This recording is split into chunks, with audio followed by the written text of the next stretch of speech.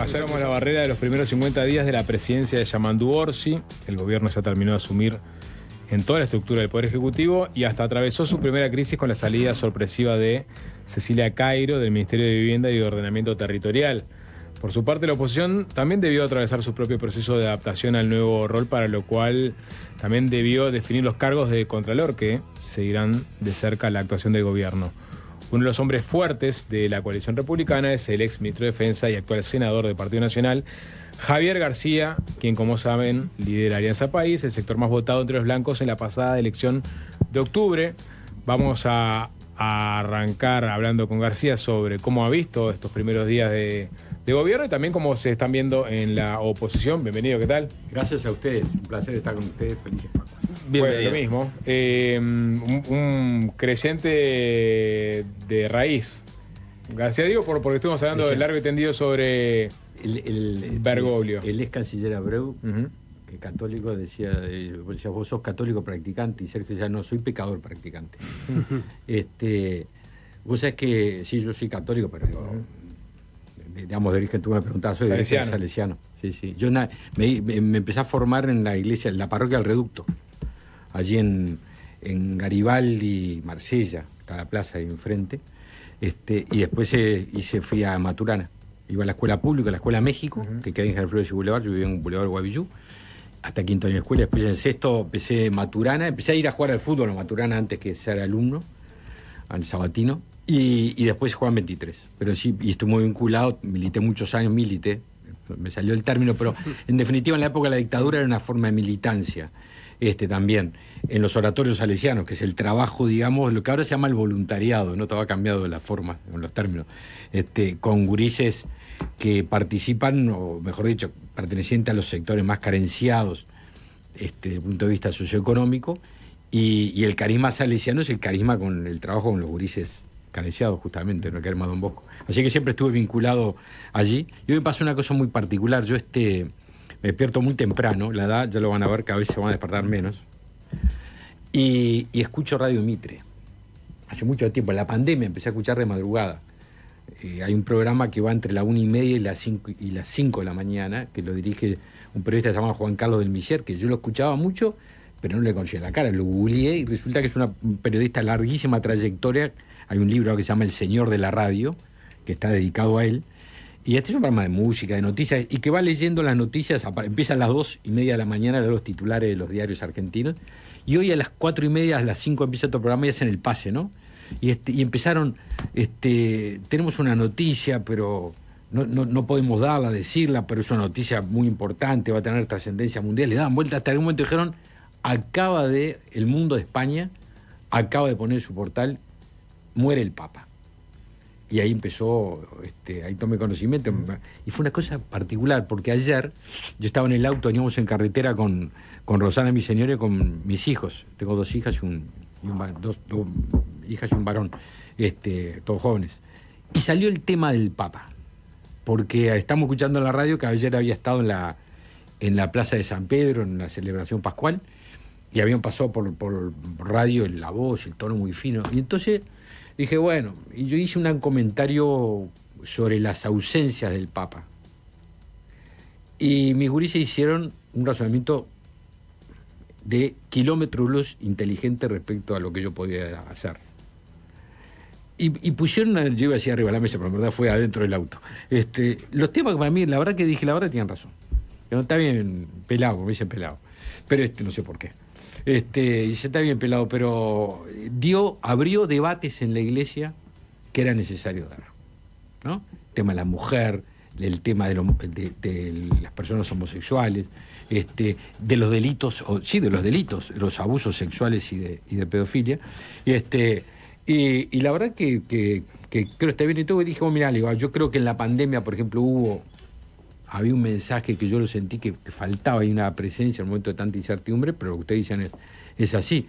Y lo que sí destaco mucho es que tuvo una opción, que fue la opción por los jóvenes, que para mí es muy potente. Y en una iglesia, sobre todo en nuestra realidad uruguaya, que es muy envejecida de edad, es decir, que conocemos obviamente, todos participamos de experiencias juveniles, pero que uno participa en las celebraciones que a veces menos y de mayor edad, la opción por los jóvenes creo que es un agregado bien importante. Pero sé que no le cerraba tanto ese papa progre que había parecido a García. Y a los hijos sí. No, a ver, te voy a decir porque las cosas han cambiado. El día que eligieron al Papa, yo estaba en la Cámara de Diputados.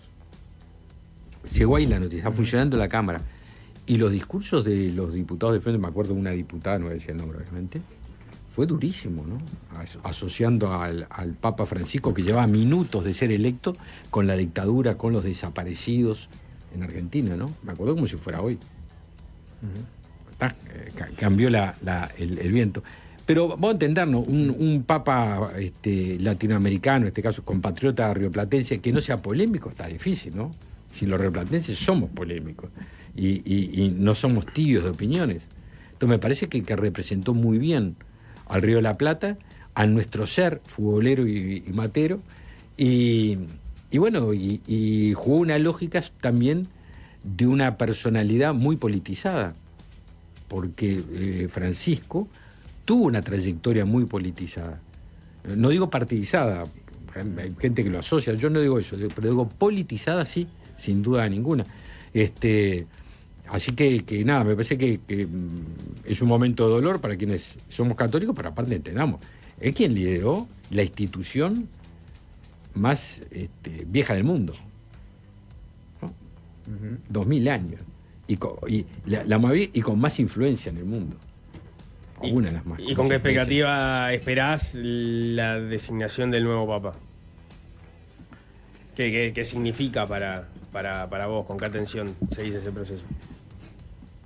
Yo creo que lo comentamos con ustedes afuera del micrófono, ¿no? Sí, que hay esta película Cónclave, que yo la fui a ver hace un par de meses a los circuitos de cine, que marca un poco cómo es la elección. Si la elección es, como muchas veces es, como siempre tiene un componente cuasi que ideológico, por no decir ideológico, puede terminar siendo un parteaguas. ¿Por qué? Porque la impronta de Francisco fue muy fuerte.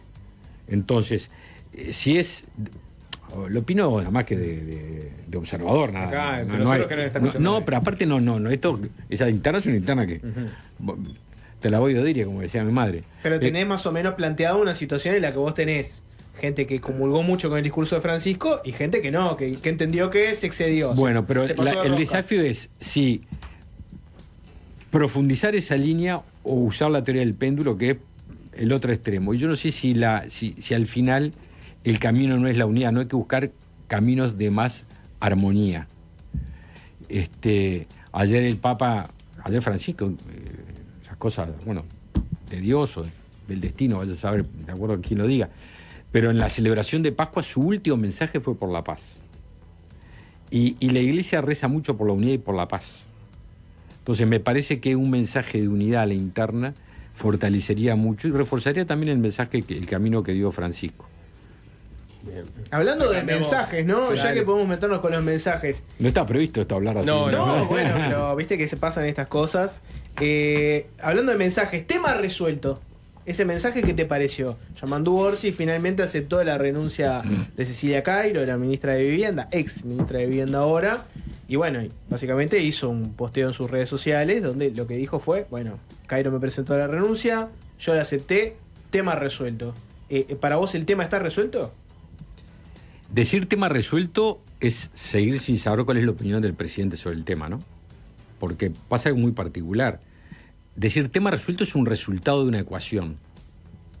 Ahora, sobre el episodio, ¿cuál es la opinión? Porque yo creo que lo que hizo que esta crisis escalara fue la ausencia de liderazgo. El evento, el hecho del minuto cero de que se conoció en esta casa fue confirmado a los segundos. Es decir, no era un hecho que el correr de las horas requeriera conocer elementos que ya no se tenían. Una denuncia, que la exministra vivía en una casa o en varias casas en negro, que no había pagado tributos, y lo confirmó inmediatamente, así que ya se sabía. Como dicen los abogados, a confesión de parte, relevo de prueba. Punto. El transcurrir de las horas no iba a cambiar, ya estaba. ¿Por qué inmediatamente sale una catarata de apoyos por parte del MPP, que era a cuál era más elogioso. Uno decía, no, pero es muy buena. Y el otro decía, no, espera, buena no, es recontra buena. No, recontra buena no. Es muy superior a recontra buena. A ver, se peleaban en Twitter los dirigentes del MPP a ver quién era más elogioso. Pues claro, no había un mensaje de qué iba a pasar. Pero inmediatamente sale el presidente del Frente Amplio y dice lo que dice, da apoyo, usted lo descontaban. Entonces, ¿eso por qué se da? Porque hubo una ausencia de liderazgo.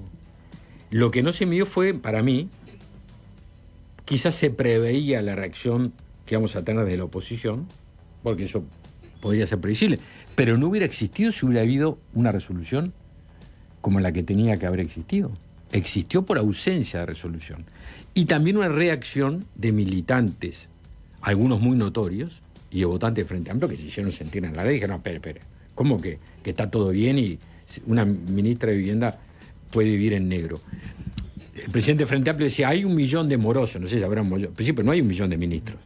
No se puede comparar la responsabilidad de una persona que, y en el área específica, la vivienda, vive en negro, pero le exige a los demás pagar contribución inmobiliaria, impuestos de primaria, no, la ley lo exige, ¿no? Pero ella, por ejemplo, en la ley de deudores, dijo que era una condición para el refinanciamiento. Lo que ella no hacía para su casa era condición para los más humildes, o no pagaba el impuesto de primaria para los comedores escolares. Uh-huh. Entonces, a los 4 días, la resolución que toma el presidente Orsi no es por convicciones, porque no las conocemos, es por consecuencias políticas. Y no puede ser... Porque seguramente también, perdón, Nico, sí.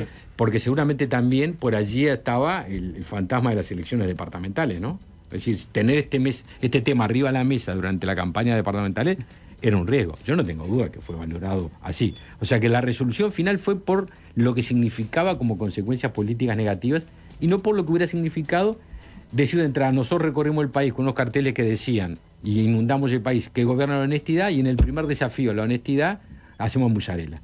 No, si dijo que gobierna la honestidad, cuando está en un desafío a la honestidad, dice, esto no fue lo que dijimos cuando recorrimos el país. Las diferencias, todos los gobiernos tienen crisis, la diferencia no está en un gobierno que tenga crisis y otro no. Nosotros tuvimos a los 13 días la pandemia. Y ahí un presidente que dijo, vamos para acá. Pero pasando raya, más allá del... Sí, el tema es, perdón, cierro, digo, sí. No es que unos gobiernos tengan crisis o no tengan crisis, todos los gobiernos, los pasados, que va a tener varias, porque todos se tienen varias, un periodo, y los que vienen. El tema es, una vez plantea una crisis, ¿cómo la resolves? Y yo creo que esta no se resolvió con liderazgo y no se resolvió fijando un criterio para adelante a un gobierno que tiene 40 días de iniciado. Así que no lo veo como tema resuelto, veo un tema que lo resolvió la oposición y la opinión pública. Y el presidente lo que tuvo que hacer es tomar una decisión que podía haber tomado 4 días antes, en calma, tomarla 4 días después cuando la ola pasaba por arriba. Pero no puede ser visto al revés, justamente. No cobró el grito, no siguió el camino que le marca su propio sector, e incluso a título personal, pero lo marca al fin el presidente del Frente Amplio. Él espera la situación, reflexiona sobre el asunto y toma una decisión que es distinta a la que indicaba en primer lugar el presidente del Frente Amplio y el MPP. Nicolás, pero el 4 días después, el hecho era el mismo que 4 días antes. No es que sea más grave 4 días después, ya era grave el primer día. Y si tú te gobernás por criterio de honestidad, decís, esto no está de acuerdo a lo que dijimos. No esperás 4 días. Cuando hay una circunstancia que vos requerís más elementos, pero que me falta información, bueno, tomás un tiempo. Pero aquí la información está confirmada por la propia ex ministra. Lo que se requería es decir, mire, ¿sabe una cosa? Esto no fue lo que nosotros dijimos que íbamos a hacer. Esto va en contra de lo que íbamos a hacer la llamada que hay que hacer y decirle... También es verdad que esos 4 días, al único que perjudicaba en todo caso era el propio gobierno, ¿no? Porque no había ningún costo de esperar y tomar la definición 2-3 días después. Por eso digo que fue un tema que terminó resolviendo la oposición, porque al fin de cuentas lo podía haber resuelto el gobierno en ese primer momento cuando estaba todo confirmado. Capaz que no lo resolvió la oposición y capaz que lo que marcaba de que buena parte de la militancia del Frente Amplio también entendió. Yo lo dije de entrada. No, por eso te digo. Yo creo que hubo varios componentes. Que hubo una falta de liderazgo, una oposición que reclamó y también, como dije, inmediatamente o en el transcurso de las horas, cuando veían esa ausencia de liderazgo y toma de decisiones, militantes y algunos dirigentes y algunos legisladores que decían, no, pará. Esto no se puede bancar. Después, si hay cuentas internas, yo no pertenezco ahí a ese barrio, así que no, ¿cómo le vas con esa teoría no sé, de que no tengo fue, elementos. digamos, fuego amigo? Fuego amigo. Y nunca sabremos. Pero, digamos, más allá de cómo se resolvió, tema resuelto. O sea, ya está. Va a haber una nueva ministra de vivienda. Está bien, pero también... Capaz ahí la pregunta puede ser, ¿vos sos de los que piensan, por ejemplo, que Cairo no debería volver al Parlamento? A ver, que hay algunos que dicen, te mandaste esta y volvés al Parlamento, en definitiva. A ver, vamos a esperar, porque yo sinceramente no sé cuál es la actitud. Preferiría esperar. Yo que pensé que estaba en el Senado, vi después que estaban diputados. Esa lógica, el MPP tiene una lógica particular. Y te hago un señalamiento. Lo que me pareció, dos cosas que soy, para el futuro, una que pasó y una para el futuro. Se me va a recordar el tema de declaración jurada, que quiero hacerles una propuesta, comentarles una propuesta. Pero lo que también me pareció una cosa preocupante, porque creo que es un atraso que nos hace retrotraer muchos años, fue la declaración del MPP. Cuando el MPP, comentando el día de la renuncia, dice: nosotros no somos clase política, solo nos debemos al pueblo, o algo por el estilo. Es decir, no pertenecemos al sistema político, solo respondemos a una entelequia que es pueblo, porque la verdad, ¿quién es quién para tener el pueblo luego en la mano? Decir, aquel es o aquel no es. Me hizo recordar aquello de oligarquía y pueblo, ¿no? Si nosotros estamos exentos de la ley, porque nosotros tenemos una beatificación, ya que hablamos del Papa, una beatificación que nos permite hacer cosas que a otros no está permitido porque somos el pueblo. Así empezaron los peores momentos en Uruguay, cuando hubo gente que se creyó que estaba fuera de la ley. Eso fue un retroceso. Me parece que a su vez, en este sector... Es una lectura que puede ser polisémica. Uno entiende que dice clase política, es decir, no somos una clase per se que busca privilegiarse. Que no estamos en los cargos, que si se tiene que ir, se va. Y predicamos con el ejemplo. Creo que está dado el tema del tope. Si tenés que irte, te vas el primer día, no quedas atornillado como quedaron atornillados. Bueno, aflojaron los bulones al cuarto día. Creo que capaz que, digamos, esa explicación para este caso no tiene mucho que ver. Pero me pareció que era una terminología que hacía mucho tiempo en Uruguay no se veía, que uno se creen que están por afuera de la ley porque representan algo que ellos dicen representar. Como si en Uruguay 1.100.000 votos, por la última elección, es pueblo, y 1 millón de votos en Uruguay no es pueblo. Es oligarquía. La verdad, un retroceso ideológico y de apertura. Lo segundo, para adelante, yo no sé si no habría que incluir, estoy trabajando con gente que trabaja en el Parlamento, asesores, incluir en la declaración jurada de la JUTEP la declaración también, porque actualmente lo que incluimos es patrimonio, bienes, salario, rentas, etcétera, lo que fuere. Sino incluir también la declaración de Estado con respecto a Estado al día, ¿no? Con respecto a los impuestos. Es decir, cuál es el grado de situación que tiene cada persona con respecto a los impuestos que debe pagar respecto a los bienes que tiene. Es decir, ¿está al día con sus impuestos o no está al día con sus impuestos respecto a los bienes que declara en la declaración jurada? ¿Estamos hablando solo del Estado acá o también añadiría, por ejemplo, si son, viste que hay instituciones financieras que tenés, ¿no? Son deudores, no son deudores? Alguna puede ser del Estado como el Banco de la República. Estoy hablando con respecto a las obligaciones tributarias. Por ejemplo, si está al día con la DGI, impuestos primarios, nacionales y departamentales. Pero ¿no? te escuchan en la JUTEP ahora y dicen, pará, o sea, no tenemos presupuesto ni siquiera para, escrutar las declaraciones del presidente y vicepresidente. Imagínate si tengo que ir a mirar esas cosas. Es que se miran si existen fallas. Es decir, si o porque la justicia lo pide o porque existe una falla. Acá nosotros veríamos, a ver. Acá, por ejemplo, hubo un caso, es decir, la casa estaba, o sea, para la declaración, en este caso concreto de la exministra, la casa estaba declarada en la JUTEP, pero no estaba declarada, estaba en negro para pagar impuestos. Pero ahí está, ¿cuál sería el objetivo de incorporar ese componente de las deudas? Bueno, prever este tipo de circunstancias de aquellas personas que aspiran o que integran responsabilidades, saber que tienen una obligación y que no es lo mismo 1 millón de uruguayos o cualquier uruguayo que pasa por la esquina de la casa de uno con aquel que ejerce responsabilidades. Porque es una actividad de ejemplaridad.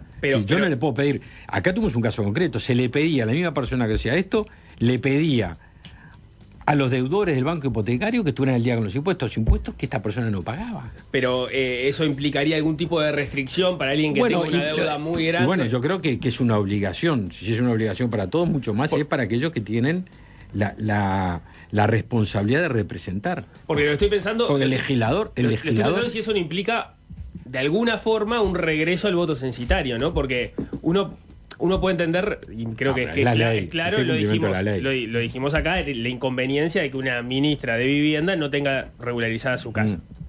Pero alguien que se presente un cargo electivo perfectamente puede tener deudas, y deudas importantes.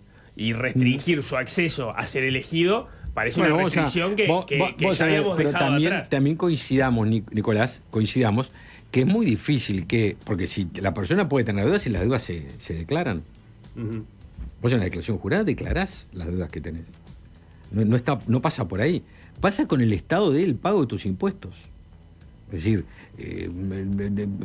apelar, ejercer cargo de responsabilidad que implican votar leyes, poner impuestos, etcétera. Vos decís, esto para los demás, para mí no corre, pues lo tengo en Negreira.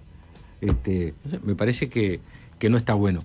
Pero lo dejo planteado. Me parece que en este caso. Por eso preguntaba si eran los efectos de que dejar sentada la declaración y que eso fuera público y estuviera ahí arriba de la mesa, o implicaba algún tipo de restricción. Actualmente están las deudas, pero no está esto que estoy diciendo, que es tu estado de situación con respecto al pago de impuestos. Vamos a analizarlo.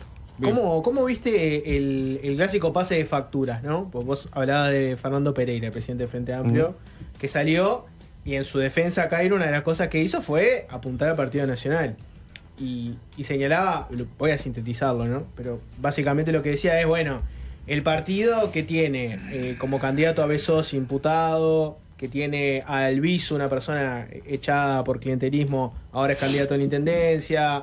Emiliano Soravilla en Artigas tiene una papeleta que está con la cara de Valentina Dos Santos, que, bueno, fue condenada por delitos contra la administración pública.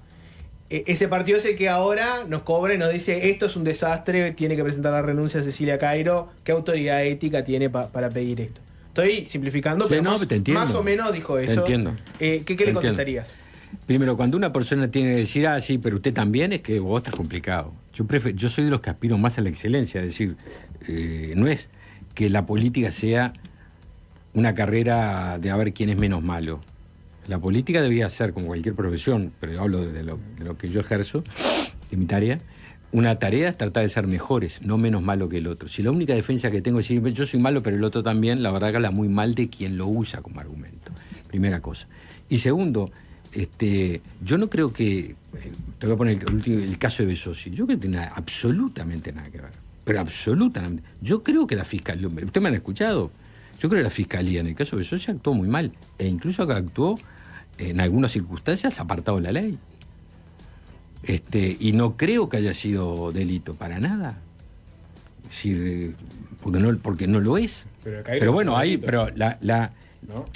Pero yo estoy diciendo para los casos que Palmeli recién no, entiendo que planteaba. Entonces, decir, no se puede comparar. Yo creo que no son comparables, pero bueno. Que la fiscalía actuó apartada de la ley, ¿por qué? En el caso creo que el tema de las filtraciones que hubo, el tema, me parece que son cosas que le quitan garantías y participa el Centro de Operaciones Políticas, que yo digo que hay en Fiscalía, y que si esté durante 4 años investigando con un teléfono pinchado durante meses y meses y meses. Yo qué sé, me parece que no, eso está fuera de las garantías, que yo creo son parte de las garantías legales que tiene que tener cualquier persona.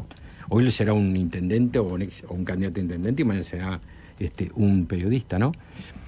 Y las medidas que se tomaron cautelares, me parece, yo qué sé, me parece que pero son interpretaciones, ¿no? Decir, no, esto está de acuerdo a la ley, pues yo creo que está bueno. Ahí nos fuimos igual un poco con el tema de la... No, pero volviendo a la similitud, porque yo entiendo que son dos casos distintos, ¿no? Pero hay alguna similitud, por ejemplo, en algún episodio concreto. A ver, Besosi está imputado, en realidad es inocente hasta que siga todo este proceso, pero él ha dado entrevistas, por ejemplo, dio una con el diario País, y admitió una de las cosas de las que se le acusaba, que era de haber pagado con dinero de la Intendencia una estadía de Laura Raffo en plena campaña política, Y lo que él contó fue básicamente que eso ocurrió así tal cual, y que cuando la fiscalía pidió incautar un documento y se detectó esta situación, el funcionario que hizo la gestión puso su cargo a disposición, Besosi le dijo que no hacía falta, le dijo andá y pagalo y solucionalo. Y lo que él dice fue un error, no fue una malicia de que quisimos usar plata de intendencia para financiar una campaña política, fue un error y se solucionó. Así como a Cairo, la pregunta es, yo tengo que creer en base a qué, que fue una equivocación de ella y que no quiso patear una deuda para adelante porque le parecía bien. En el caso de Besosi también hay que creerle de que se equivocó, pobrecito, y cuando lo agarraron, ¿no? Subsanó. A ver, que aquello de confesión de parte, arreglo de prueba. ¿Cómo puedes comparar un episodio de ese puntual, de nada, que se repara, con decir, sí, la verdad que yo hace 20 años, hace 20 o 30 años, me construí 4 casas, estoy en negro, soy ministra de Vivienda y estoy en negro, debe haber pagado, aparte no es cualquier impuesto, es el impuesto a los comedores escolares. De los comedores escolares. Vamos a comparar una cosa, digo, no vos, digo, para mí, con el mayor respeto. Son incomparables. Pero aparte exigir que otro pague para una familia humilde que esté al día con sus impuestos, y yo juego negro y soy ministro de Vivienda. Es incalificable, absolutamente incalificable. ¿Cómo se puede sostener que eso tiene algún tipo de justificación? Si lo hizo sabiendo, o no saben en Uruguay todo, y menos quien hace 15 años que está en cargo de vivienda, que se paga impuesto de primaria y contribución inmobiliaria. No estamos hablando del impuesto a la NASA, estamos hablando de contribución inmobiliaria. Todos los que estamos acá, que estamos al frente con nuestras parejas o no de las casas, sabemos que llega un recibo, que se paga primaria, contribución inmobiliaria. Si vos sos ministro de Vivienda, estuviste en el plan juntos, estuviste en presidir la comisión de vivienda, ¿no sabés que se paga contribución inmobiliaria? Además una persona que trabajaba en la vivienda. Hay patria hicieron un comunicado diciendo hay patria para todo, pero hágala sencillo, podía haber comedores para más gurises, que era más patria si hubiera pagado el impuesto de primaria. Habrá patria para todo, no, que haya comedores, con lo que usted no pagó, puede haber más comedores para gurises, y eso que haya un poco más de patria y más digna para muchos gurises. Bueno, no resiste más mínimo análisis. Bien, tema resuelto entonces. Pero pues yo decía de trabajar para adelante. Para atravesar a otros temas. ¿Quién va a dirigir el Partido Nacional? A ver, mañana tenemos lo veremos después de las departamentales. Ustedes ya saben. ¿Quién está en pugna? Lo va a decir la convención, ¿no? Digo, pero el nombre de García está arriba de la mesa. Usted sabe que a principio de año hubo nuestro sector, el sector Alianza País y otros compañías lo plantearon el tema. Pero hay una decisión por parte del directorio del partido, porque uno no puede plantear la necesidad de tener una institucionalidad fuerte y después cuando hay una decisión de la institucionalidad, no solo la palabra del directorio, es la palabra del directorio. Afuera y bailando. Y se decidió que después de las elecciones departamentales se analice y va a haber una convención. Así que hasta ahí no voy a hablar del tema, primero porque soy respetuoso de la decisión del directorio y porque estamos a 20 días de las elecciones departamentales. Pero ya lo hablamos ahí a principio de año. Entonces, lo otro, yo creo que hay, y esto sí me parece que es un tema que yo considero importante, pero lo considero yo y ahora lo tiran a la papelera, que estas cosas que hablamos hace un rato, en el sentido de los temas ideológicos, como yo veo en algunos sectores del Frente Amplio, en el MPP, que es el sector mayoritario y más fuerte del Frente Amplio, signos de un retroceso ideológico en el sentido, no estoy calificándolo en el sentido de mejor o peor, sino de encierro, de volver a aquellas teorías de, que cada uno piensa lo que quiere, ¿no? Pero aquellas teorías de yo soy pueblo y el otro está enfrente, y como soy pueblo tengo derechos que otros no tienen, calificándome yo diciendo que puedo hacer cosas que la ley no permite porque soy pueblo. Me parece que se va a plantear en Uruguay, o es necesario plantear en Uruguay un nuevo relato de ideas. Un nuevo relato no, mejor dicho, replantear el debate de las ideas. Ahora estamos viendo desde el gobierno el tema del relato fiscal, ¿no? Y se quiere construir. Gramsci, que ustedes lo habrán leído bien, hablaba de que las palabras hacen la realidad. Es el relato, la posverdad. Y yo no sé si nosotros no tenemos que dar un fuerte debate de ideas y el Partido Nacional llevar adelante una resignificación de algunas ideas muy potentes, ¿no? Que hacen un nacionalismo moderno, no un nacionalismo del siglo XXI, sino un nacionalismo para el siglo XXI. que es muy inclusivo, que tiene que ser muy inclusivo, muy oriental y que tiene que ir muy atado de la libertad, de lo que significaron estos 5 años de liderazgo de Luis en el gobierno, ¿no? Entonces, creo que después de mayo, independientemente de los nombres, la discusión estaría bueno que no fuera solo de nombres, que fuera también sobre rumbos. ¿Hay una idea de una autocrítica, por ejemplo? Es que la autocrítica se está haciendo desde el minuto cero. Digo públicamente, porque en el medio de la campaña no vas a salir públicamente a debatir estas cosas. Y cuando uno habla de responsabilidad, yo me pongo en primer lado, no hablo de la responsabilidad de los demás, no tengo autoridad para hacer eso, pero hablo de mis errores. Y una de estas autocríticas, y que uno también lo nota en compañeras y compañeros de todo el país, Montevideo y del resto del país, es que nos faltó fuerza para defender logros y derechos conquistados, y que muchas veces transmitimos la imagen de que más o menos lo que estaba en disputa era lo mismo. Es decir, que en Uruguay los dos modelos, porque se hablaban de dos modelos, todos nos acordamos, ¿no?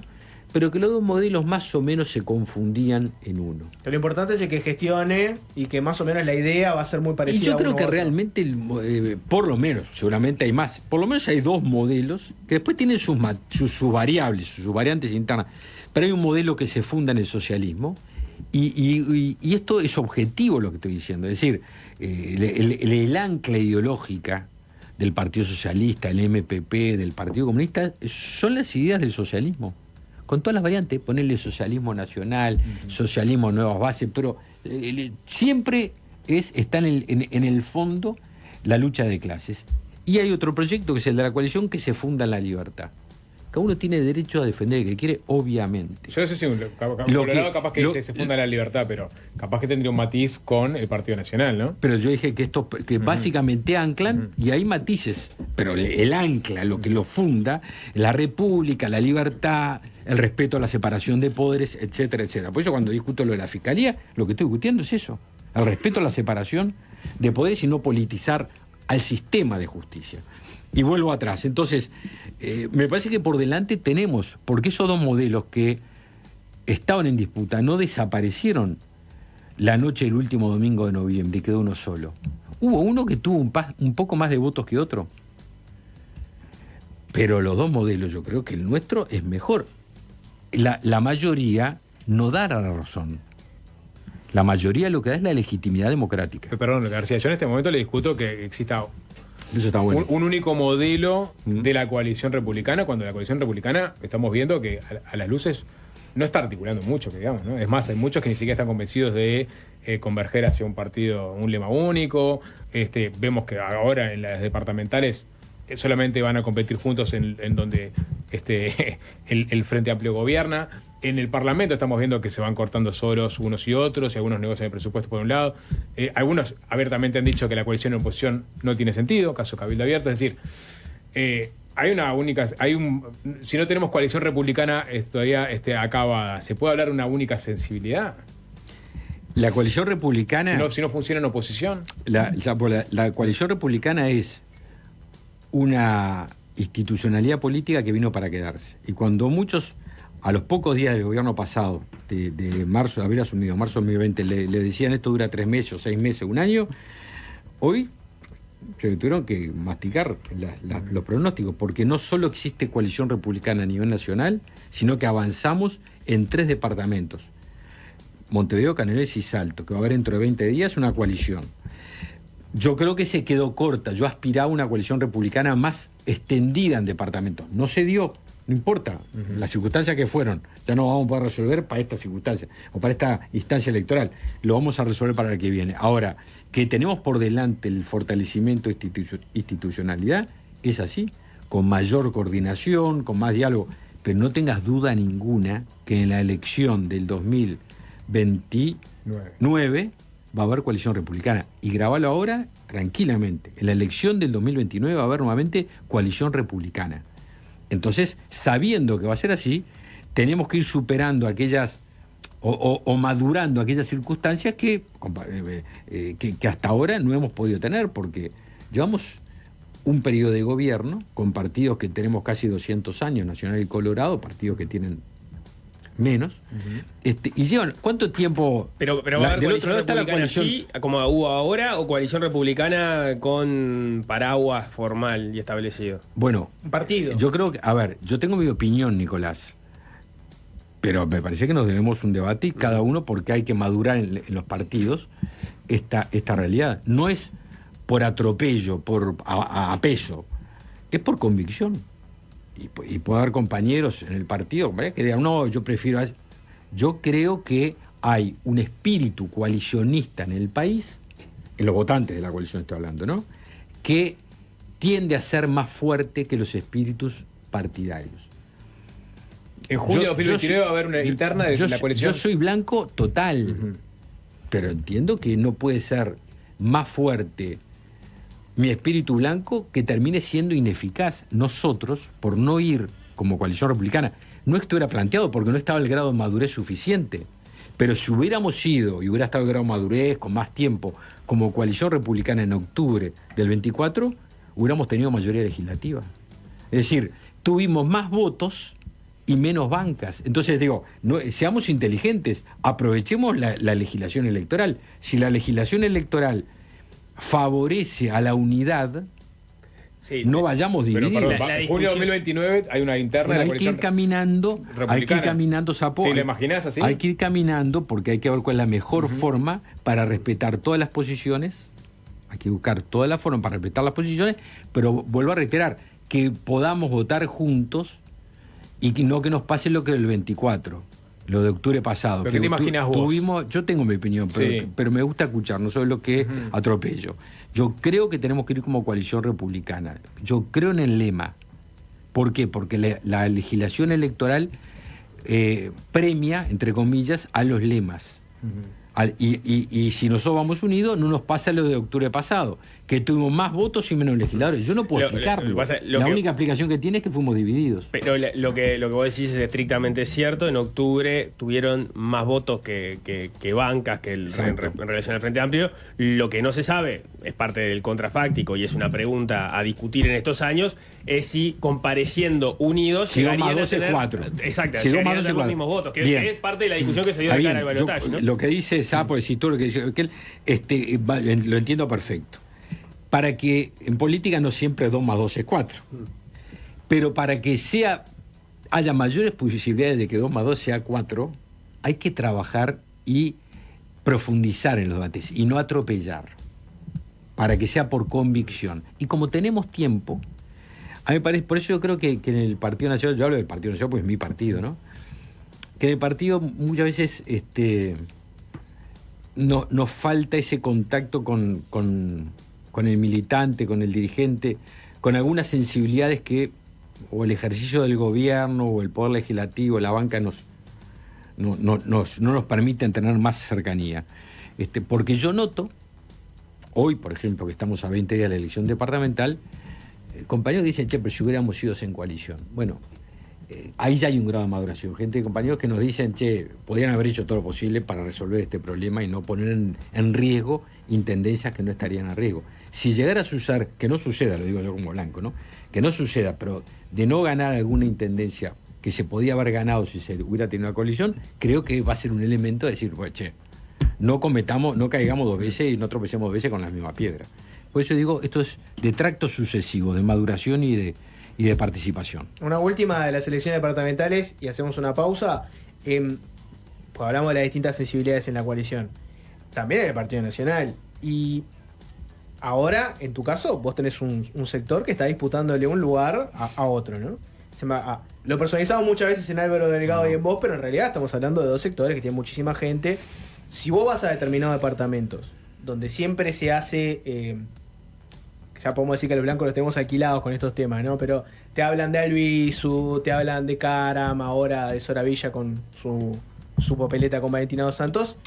En realidad, eso no cabe mucho discutirlo contigo porque no son de tu sector. Pero yo no analizo las cosas así. Claro, yo te pregunto... No analizo las cosas así. ¿Hay varas éticas distintas en el Partido Nacional? Primero, hoy el partido tiene una circunstancia muy particular. Es la primera vez, yo puedo decir en su historia, conociendo al partido como lo conozco, que tiene un solo liderazgo. porque históricamente en el Partido Nacional había columnas. Yo me formé y soy wilsonista, pero otros compañeros se formaron en el arreísmo, pero caminaban en paralelo. ¿Y qué los unía a un lema que muchas veces era un lema que unía para el día de la elección, pero no unía desde el punto de vista del trabajo en conjunto? Había más de un liderazgo. Hoy tenemos un liderazgo que todos reconocemos y que unificó al Partido Nacional, unificó en un liderazgo. ¿Qué le agregamos los sectores? Sensibilidades. Yo me preguntaba a un colega de usted si lo tradujo hoy en El País, Joaquín Silva, que fue el periodista que me llamó. No es que todos reconocemos, y yo creo que mañana vamos a lo vamos a recibir en el directorio a Luis, pero no podemos depositar toda la suerte del partido en Luis. Primero porque no sería justo con él, no se puede hacer un partido Luis dependiente. Porque no le podemos adjudicar esa responsabilidad. Pero al mismo tiempo, porque no sería inteligente políticamente. Los sectores, lo que agregamos, y sobre todo cuando hay un liderazgo único, porque cuando hay liderazgos diferentes ya le agregan los liderazgos, pero cuando hay un liderazgo único, ganado en ley por lo que significó Luis, los sectores lo que agregamos son las sensibilidades, los tildes, los matices que enriquecen la vida partidaria. Por eso esto no es un tema de un sector contra otro, y primero agrego, hay muchos sectores en el Partido Nacional.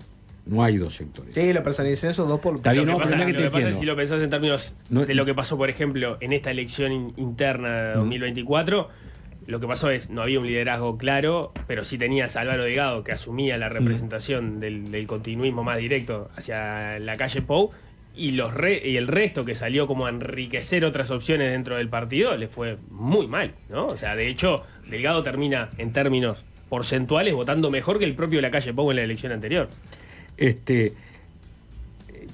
Yo no creo en las sensibilidades, creo que son no solo que creo, son indispensables los pluralismos, pero lo que más suma en mi partido es la unidad.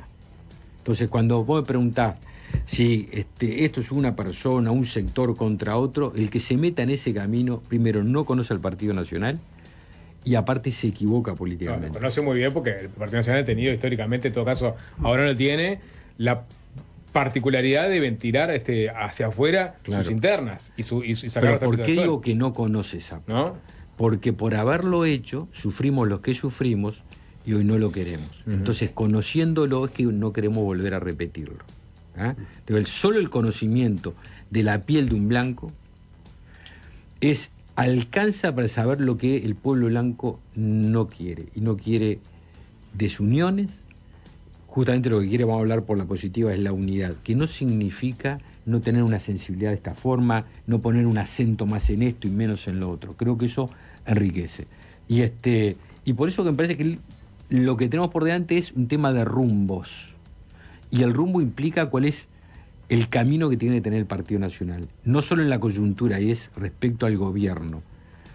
Yo creo que con respecto al gobierno nosotros tenemos que ejercer, nadie nos podrá pedir otra cosa que lo que somos, y somos una oposición en este momento digo porque hasta hace 3 meses éramos gobierno, ¿no? Pero somos oposición democrática porque es lo que somos y leales institucionalmente, pero firmes, porque realmente nosotros tenemos opiniones diferentes al del Frente Amplio. ¿Eso quiere decir estar todo el día peleándose? Para nada. ¿Eso quiere decir agravio? Mucho menos que menos. Eso quiere decir que si vos me decís vamos a tirar abajo la reforma de la seguridad social, yo te digo no. ¿Cómo vamos a tirarla abajo? Si hicimos un diálogo durante casi 2 años, 1 año y medio, participó todo el mundo, lo aprobó el Parlamento, después lo llevaste a un plebiscito, y en el plebiscito los fundamentos de la ley, más del 60% de uruguayos lo ratificaron. ¿Qué cree? Que yo le diga, no, era todo un chiste, ahora vamos a derogarla. No, en ese tema no me puedo poner de acuerdo. Ahora, tú me decís, mira, tenemos que hacer una discusión para, por ejemplo, analizar algunas políticas públicas vinculadas a la infancia. Vamos a Ruca, contra Flor Arresto. Quiero. Pero que si se me llevan un terreno que es tirar aquellas cosas que nosotros estamos convencidos, no nos vamos a poner de acuerdo. Y lo vamos a hacer con criterios democráticos como lo que somos. Bien. Una tandita, Javier García, y seguimos charlando. Chai. Arruca. Fácil se impone. Fácil desviarse. Seguimos con el senador Javier García. Ya hicimos un recorrido por la coyuntura, por aparte el entretiempo estuvo también interesante. Bueno, sí. Todavía estoy haciendo cálculos. Bajando por Rufín. Un poco de ingeniería electoral. Un par de temas que están en la vuelta. Uno es el tema fiscal de corte. Es un pendiente que quedó de la administración pasada, un pendiente del sistema político en su conjunto, porque se precisan mayorías especiales. Hace unos días en el país vos manejabas la posibilidad de que los votos del Partido Nacional para eventualmente encontrar una fórmula estarían en la medida de que se readecúe la gobernanza de la Fiscalía e ir por la idea del triunvirato. A ver, yo no tengo autoridad para decir parte, digo, mi opinión. Sí, claro, ¿no? por supuesto. Me consta que hay otros compañeros que tienen una opinión similar. Me parece que la experiencia de estos años ha llevado a que la Fiscalía de Corte unipersonal se ha transformado en un centro de poder político, lo que nunca debiera ser, porque la Fiscalía integra el sistema de justicia, no el Poder Judicial, el sistema de justicia. Y se ha transformado en un centro de poder político y de operaciones políticas, bordado a mano por el actual prosecretario de la Presidencia, el doctor Díaz, que fue durante muchos años fiscal de corte. Cuando vuelvo a reiterar, con aceleramientos de procedimientos, con expedientes que volaban y expedientes que tienen 4 cajones. Y uno dice, ¿y cuál está bien? El que sea de acuerdo a la ley. Ni más rápido ni más lento. El que sea de acuerdo a la ley. No hay intencionalidades políticas. Del caso Besosi, yo creo que fue un pronunciamiento que a mí me podrán discutir, pero yo creo que tuvo una intencionalidad política, porque si vos investigás 4 años y un mes antes de la elección. Pero no hubiese sido mucho más fácil hacer eso para las nacionales que para pero las Besosi no era candidato en las nacionales. Sí, pero decía Mella sí, pero no era candidato. Es decir, ese argumento se lo escuché a la fiscal, pero lo que pasa es que Besosi es candidato ahora, no fue candidato a diputado y no fue candidato a presidente. Así que candidato no fue candidato, es ahora. Usted tiene una hipótesis de que Díaz es un estratega como jugador de ajedrez brillante que puede seguir operando sobre Fiscalía a 3 años de no estar en el lugar y que además tiene la opción de actuar sobre una fiscal, pero no usan la pieza en el momento más delicado en función de sus intereses. ¿Cuál es el momento más delicado? Es obviamente discutible. Yo creo que en el caso de Besosi es notoriamente que si vos investigás 4 años, llama la atención de que un mes antes de la elección departamental tome la decisión que tomó con, no digo la virulencia, con los procedimientos que utilizó. O sea, ahí yo creo que hubo algo. ¿Qué voy a hacer? Es lo que pienso. Pero volvamos al tema de la Fiscalía de Corte. Entonces, incluso cuando se discutió el tema de la Fiscalía de Corte, ya había un proyecto del diputado Subía, que era ir por una fiscalía colegiada o plural. Y yo estuve analizando y Jorge Díaz, que habló con todo el mundo, decía, no, pero la politización. Yo la verdad que después de ver lo que pasó, si hubo politización fue ahí. La Suprema Corte de Justicia tiene 5 integrantes, esto podría tener 3, 5 integrantes. El hecho de que sea plural permite, con las mayorías especiales que requiere el Parlamento, permite que exista controles recíprocos, que esté más a la vista el proceso. Yo creo realmente que antes de discutir nombres, hay que discutir institucionalidad. Y ver si esta institucionalidad que tiene hoy la Fiscalía de Corte es buena o es malo para el sistema de justicia. Y yo creo que lo que ha pasado es muy malo para el sistema de justicia, porque se ha politizado y se hacen operaciones políticas de ahí. Yo dije que hay un partido fiscal. Estoy convencido del partido fiscal. Pero es un partido que tiene muchas sensibilidades distintas, ¿no? Porque te lo planteo así, para ponerlo en términos sencillos. Si vos entendés que se hacen operaciones políticas contra el Partido Nacional porque ves que una fiscal hace posteos en sus redes sociales, básicamente hablando de blancos pillos, compartiendo consignas de ese estilo. ¿Y qué te parece? Parece bastante claro su posición, ¿no? ¿Qué pensarías vos? ¿Qué pensarías vos claro, pero ¿qué pensarías vos si el día de mañana? ¿Qué pensarías vos si el día de mañana el jefe de custodia de Yamandu Orsi es parte de una red delictiva? ¿No? Se lo investiga, Fiscalía lo termina mandando. ¿A vos te hubiera gustado que se fuera más a fondo y ver si Yamandu Orsi tenía un involucramiento o no? Y el fiscal del caso, menos de 6 meses después de que termina la causa, pasa a militar para el Frente Amplio. Pero, estarías como loco, dirías vos, esta es la prueba efectiva de que acá hay una operación política donde se blinda, hay un partido fiscal. Pero vos te enojás porque 6 meses después. ¿Y qué me decía el ministro del Interior, Carlos Negro, que en una mañana pasó de la fiscalía al cargo más importante político del gobierno? ¿No te llama la atención eso? ¿Qué caso político pasó en una Carlos Negro? Pero eran unos fiscales más reconocidos.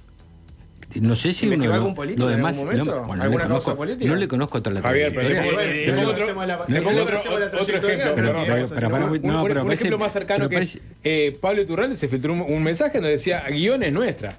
Que la fiscal que estaba investigando a Gustavo Penades hubiera un chat del fiscal Díaz diciendo fulanito es mío, estaría como loco, diría, esta es la prueba definitiva de que yo te digo, porque todas son las hipótesis. Yo digo lo que es objetivo. Sí. Llama la atención que en 6 meses una persona que es fiscal deja la fiscalía, a los 6 meses empieza a militar, pero no decís ni un segundo de una persona que pasa en una mañana. O sea, no había llegado la carta, no sé, el sistema, no había llegado la carta de renuncia, ya estaba ejerciendo en el primer cargo político. Para vos son lo mismo. No, como lo mismo. Para vos, Carlos Negro, si Carlos Negro prueba que hay un partido fiscal pro Frente Amplio, yo no digo, para vos entonces lo otro nadie también. deja recibo de esto. Yo te digo lo que yo veo en las actuaciones. Teníamos casos, ahora tuvimos el de la Llera, bueno, justo se estaba discutiendo la veña y, casualidad, en 48 horas que se tomó estado público a discusión, desapareció la causa. Pero para vos, es decir, tranquilo, un presidente del directorio del Partido Nacional poniendo sin excitarse. Yo tengo esta impresión porque veo operaciones mediáticas, siempre se filtran las que quita garantías, porque las filtra. A mí no me gustaría que se filtrara, pero no pasa ninguno, ¿no? Pero mañana vas a una declaración a una fiscalía y a la media hora vos recibís en el WhatsApp, o tu compañero recibe en el WhatsApp o otros periodistas, tus declaraciones. ¿Eso te quita garantías? Bueno, tú sabes que eso se hace con algunas personas y no sucede con otras. ¿Con qué personas se hace? Con las que están justamente, pueden tener un tipo de oposición o de diferencia con el Frente Amplio. De los Frente Amplistas no se sabe nada. Entonces digo, vos me decís que tenés prueba y no tengo, pero de esto no se deja recibo. Pero viste, pero 4 patas, Javier, ladra. Claro, pero por eso te digo, 4 patas ladra. ¿Por qué vos sospechás de casos como este, pero no sospechás de Fossati, que en menos de 6 meses se pasó? Pero digo, por una, acá me llamó o la de atención. Pablo Iturralde, que dice esta fiscal es nuestra. Me llamó la atención tu análisis, porque como ejemplo ponés 6 meses y no pones una hora. Es decir, te llama la atención que una persona 6 meses después que deja la fiscalía se pone a militar y no me pusiste arriba de la mesa que el cargo político más importante del gobierno, que es el ministro del Interior, en una hora pasa de ser fiscal y mano derecha. Pero te lo puse, te pregunté qué prueba eso. Te pregunté qué prueba eso. ¿Investigó algo político, Carlos Negro? Porque vos ponías, te llama la atención lo otro y no te llama la atención esto. Y la fiscalía. No, pero me estás devolviendo lo que yo te devolví. Porque te cuento cómo fue la cuestión. Vos decís, acá tengo hipótesis que demuestran el partido fiscal. Y yo te digo, un frente amplista podría pensar lo opuesto. Podría decir, yo tengo la hipótesis del partido fiscal. Pablo Iturralde señalando fiscales pertenecen al Partido Nacional. Gabriela Fossati tiene una causa política de alto nivel pasando. Lo que te quiero decir es, en el fondo, ¿no todos pueden pensar lo mismo? ¿Qué es lo que vos decís? Sí, yo te digo lo que pienso yo. A medida que el correr del tiempo ha demostrado que hay causas que le salen raíces y hay otras causas que vuelan, que hay filtraciones, que hay gente que está vinculada a alguna, que tiene acceso a los medios que filtra una cosa, que provee de otra. Es lo que yo pienso. Vos decís, mostrame un documento que eso lo pruebe y no lo tengo. No viene por ahí.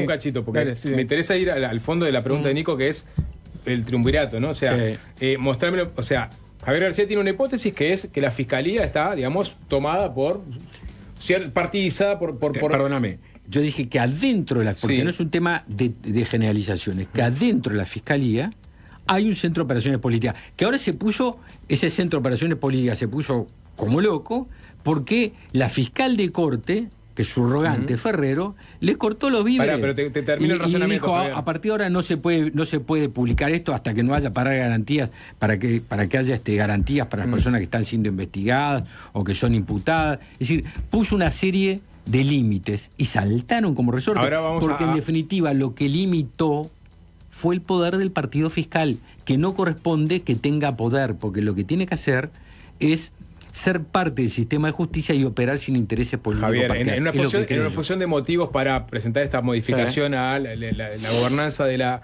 Fiscalía de Corte, Dice García, yo no tengo documentos, pero intuyo que hay un partido político dentro de la Fiscalía. ¿Es suficiente argumento para modificar la gobernanza de la Fiscalía? ¿El olfato? No, no es el olfato. Estoy Porque diciendo que hay para, una serie de circunstancias... para generar un esparcimiento del poder. Yo creo que una serie de circunstancias que hablan de que es más sano para la democracia y para el sistema de justicia tener una administración de la Fiscalía de Corte que sea plural y que no esté el poder en una mano y que... Pero Javier García votó este Código de Proceso Penal con esta Fiscalía. Obvio, pero eso te dije en el ¿no? momento, obvio, pero uno... hay cuántas veces uno que dice voté esto, pero ahora veo con tantos años de ejercicio, de experiencia, y creo que hay que modificarlo. No es la primera vez que yo veo esto. Pero no sería mucho más fácil, obviamente no es mucho más fácil porque seguimos sin un fiscal de corte. Fiscal de corte hay. No, subrogante. Es decir, estamos desde días que no tenemos un fiscal consensuado por el sistema político. Está bien, pero eso no es. El fiscal de corte hay. Sí. Con todas las atribuciones legales. Subrogante. O sea, venimos. Fiscal de corte con todas las atribuciones legales. Que a alguno no le guste, es otro tema. No, pero es que no le guste. Es que las atribuciones está en Ferrero porque los políticos no han logrado un consenso. Bueno, pero me parece, Sapó, de que es, yo lo he dicho como autocrítica en algunos medios, que uno dice, ¿qué se critica de la gestión del gobierno? Que no pudimos renovar los organismos de Contralor, lo he dicho. Y entonces modificamos la gobernanza. No, ¿por qué no? Porque me podrán decir, bueno, podrá decir algún compañero, pero no tuvimos los votos del Frente Amplio. Sí, está bien, pero en el gobierno. Pero en el gobierno estuvimos nosotros, así que yo asumo esa responsabilidad. Conociendo eso, digo, bueno, pero ya que vamos a analizar esto, no empecemos por lo que yo creo que es la forma más directa de resolver. Encontremos un nombre. Vamos a ver si la institucionalidad es después de los años de experiencia, porque antes no los teníamos. La Fiscalía de Corte hace pocos años que existe. Entonces, después de estos años de experiencia, ver si lo que decidimos es lo mejor. Y yo creo que la experiencia demuestra que... Pero la razonamiento es, como intuyo que está politizada la Fiscalía, entonces lo voy a hacer, tengo una politizarla en convicción. serio poniendo representantes de las diferentes sensibilidades políticas. No, porque yo creo que la administración, por ejemplo, de la justicia, que son 5 miembros, 5 ministros, nadie dice que esté politizada. Y sin embargo son 5 miembros. La experiencia que tenemos en el Uruguay, que los organismos plurales, como es la Suprema Corte de Justicia, funcionan y funcionan muy bien. ¿Por qué no puede ser así en la Fiscalía? Salvo que hoy en día yo prefiero tener todo el poder. Yo la experiencia que tengo, la que tenés tú, en el Uruguay, es la Suprema Corte de Justicia. Pero está diciendo que van a querer imponer poder en la Fiscalía de los partidos políticos. Hoy, si nosotros quisiéramos retroceder y tener una Suprema Corte de Justicia con un... no sé, director general, presidente de la justicia, como quieras ponerle, ¿alguno de nosotros estaría de acuerdo? No, lo que pasa es que en el mundo no funcionan así los poderes judiciales y las fiscalías, por lo que tengo entendido, sí funcionan. ¿Cuántas veces así? Nosotros hemos en el Uruguay innovado en cosas que después en el mundo... No, está bien, capaz que Uruguay descubre eso barrio del mundo. En alguna otra la experiencia que tenemos, como con el Zoom, pero... la experiencia que hemos tenido, yo creo que no es buena. Pero ahí, a propósito de que la experiencia no es buena, todo esto que ha dilatado la discusión, o sea, el gobierno pasado que no encontró los apoyos necesarios para votarlo, la idea eventualmente de discutir primero la gobernanza para después eventualmente discutir quiénes van, no es una forma de que el sistema político, porque entiendo que las responsabilidades son repartidas, no se haga cargo del problema que tiene en Fiscalía, donde vota una ley que le da mucho mayor protagonismo y no le vota los recursos. El propio Jorge Gandini lo reconocía hace unos días en una entrevista en Desayunos Informales, se le dio menos de una décima parte de lo que reclamaba Fiscalía para poder instalarse cuando se crea el nuevo código, y aún así se pretende que tenga resultados y además no se le da una dirección con un apoyo político necesario. Entonces, mientras tanto, pasa que hay casos judiciales de actores del sistema político a los cuales es muy fácil, les resulta muy fácil pegarle a Fiscalía, porque Fiscalía funciona mal, y entonces las soluciones no se las está dando el sistema político, que es el que tiene la responsabilidad de dárselas. Lo que dicen los fiscales a través de su gremio es, esto es muy conveniente para el sistema político, porque Fiscalía está debilitada, lo reconocemos, está debilitada, no tiene una jerarquía votada y no le votan a alguien que tenga el respaldo como para poder salir a defenderlo. La opinión del sindicato es la opinión del sindicato. Sí, por supuesto. No tiene más valor que ese. Estamos hablando de un tema institucional y la representatividad política institucional la tiene el Parlamento, no la tiene el sindicato de fiscales. Que no sé qué grado de representatividad tienen, lo sabrán ellos, es un tema en la interna de ellos, creo que ahí hay una interna álgida. Tiene toda la legitimidad del mundo, es decir, acá tenemos una institucionalidad que es clave en el funcionamiento democrático, que no ha funcionado bien. Y yo tengo derecho a decir no ha funcionado bien y no ha funcionado bien porque lo han politizado y adentro de la Fiscalía hay operadores políticos. Tengo derecho a decirlo, no me voy a callar. Tengo derecho a decirlo. Y usted me puede mostrar con una grabación. No lo tengo. Pero era una purga también. Pero veo. No, ¿qué purga ni purga? No, porque si tenés infiltrados más allá de los fiscales. No, lo que creo que tiene que haber es una dirección que dé garantías de que la institucionalidad fiscalía esté actuando de acuerdo a lo que tiene que hacer, que es a participar del sistema de justicia y no a intervenir políticamente, que es lo que no debe hacer y lo que para mí participó. Lo que yo digo cuestionable, sí, pero es lo que creo y no estoy dispuesto a callarme. No estoy dispuesto a callarme. ¿Cambiamos de tema? Sí, una más que... Una sí. más. Última. Una del día, casi que historia reciente para García, que dejó el Ministerio de Defensa hace ya un tiempo, pero hoy el Observador publica, también lo había publicado el periodista Eduardo Preve previamente, que el Ministerio de Defensa sancionó con arresto a rigor al ex comandante en jefe de la Armada y otros 3 jerarcas por las compras de las OPB a Cardama. La ministra Sandra Lasso resolvió sancionar al ex comandante Jorge Wilson, 2 contraalmirantes y un capitán de navío por el proceso de compra de las OPB. ¿Usted viene siguiendo con atención ese tema? La verdad que no sé a qué se refiere con esa información. O sea, lo que se sabe hasta el momento, porque es verdad que las circunstancias de esta investigación no han trascendido, claro, es el proceso de compra de las OPB y cómo viene avanzando. Bueno, no sé si sabe eso, ¿sabe, Nicolás? ¿Al proceso de cuándo? ¿Del último mes, de los últimos 2 meses, del último año? No sé, no lo dice la información y no lo sé, yo no puedo opinar sobre eso. La discusión que está planteada tiene que ver con cómo viene avanzando el contrato. Por lo que he visto... también obviamente me he informado. Algo le llega, me imagino. He visto, incluso ha salido en medios internacionales y especializados. He visto que se ha iniciado, cumplido con los hitos. Hito se le llama, sí, a cada etapa que tiene contractualmente una liberación de pago. Cumple la etapa, se le paga. Y he leído eso, es la información que tengo. Así que eso que salió hoy, la verdad, no sé a qué parte responder. Como ex ministro de Defensa, que esté sancionado y por lo que dice la información, incluso con medidas que a veces es parte del protocolo de las sanciones, pero incluso con medidas de arresto a quien era el comandante en jefe de la Armada bajo su ministerio, no le preocupa. Pasa que, Nicolás, preocupar o no preocupar, yo tengo que tener información que no tengo. Y con un tuit no voy a opinar de eso cuando no tengo ni verificada esa información, no sé a qué responde. Así que te la debo. Bien, queda para la próxima. Sí, porque no puedo opinar así en el aire con un tweet, no sé a qué se refiere. Bien. Javier García, muchas gracias por estos minutos. A ustedes. Bueno, no sé lo que se agradezco que no me hayan hecho el juego ese al final. Que... La zona lúdica. Va a volver. 2026. Está volviendo. Gracias. Es fácil desviarse.